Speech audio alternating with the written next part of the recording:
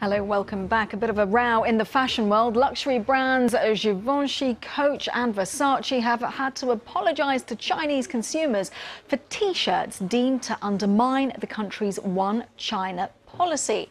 Now, the Versace design lists Hong Kong and Macau as countries rather than cities, if you can see there closely. And this has led to Versace's China brand ambassador, this is Ying Mi, a popular actress in the country, to cut ties with the company. This was the company's response via Twitter, saying that the brand accepts responsibility and accountability and is exploring actions to improve how we operate day to day to become more conscientious and aware. Now, Givenchy and Coach have also been caught up in this controversy with the T-shirts, with appearing to imply that Hong Kong and Taiwan are independent countries.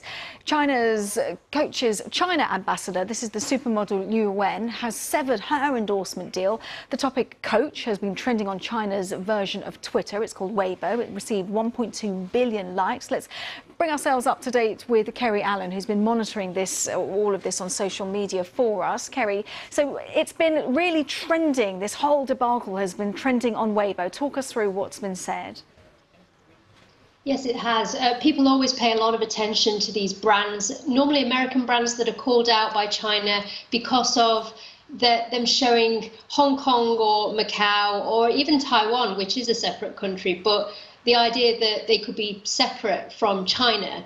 There's a lot of anger about this, and there are huge groups of people who in the past have said that they're going to boycott these companies. Originally, it started to do with tensions between China and the US with the US trade war, that China wanted to make the point that it could very easily oust American companies because it had the support of the public. But because of everything that's going on in Hong Kong at the moment, a lot of these big companies are being called out specifically because of the fact that they're referencing Hong Kong. I mean, some of them, they're referencing Macau and Taiwan, these T-shirts, but it's Hong Kong that's really got people's attention, because the government can reignite this discussion and say, well, people need to recognise that Hong Kong is a part of China, so they're using this dialogue to restart that conversation.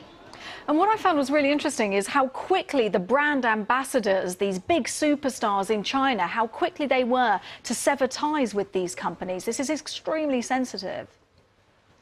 Absolutely, yes. And this is one thing that, I mean, this is partly why there's so much support behind people saying that if they could afford these brands, I mean, even people who can afford these brands, they will boycott them. I mean, Jackson Yee, for example, he's a member of TF Boys, which is the equivalent of One Direction in China. They're the biggest boy band.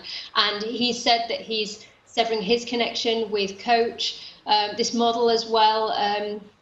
She said that she's severing, well, two models, severing their connections with Givenchy and you know, they're saying that they have that power, and yeah, they don't want to be implicated in this sensitive government debate that's going on about whether Hong Kong can be autonomous or whether it is a part of China.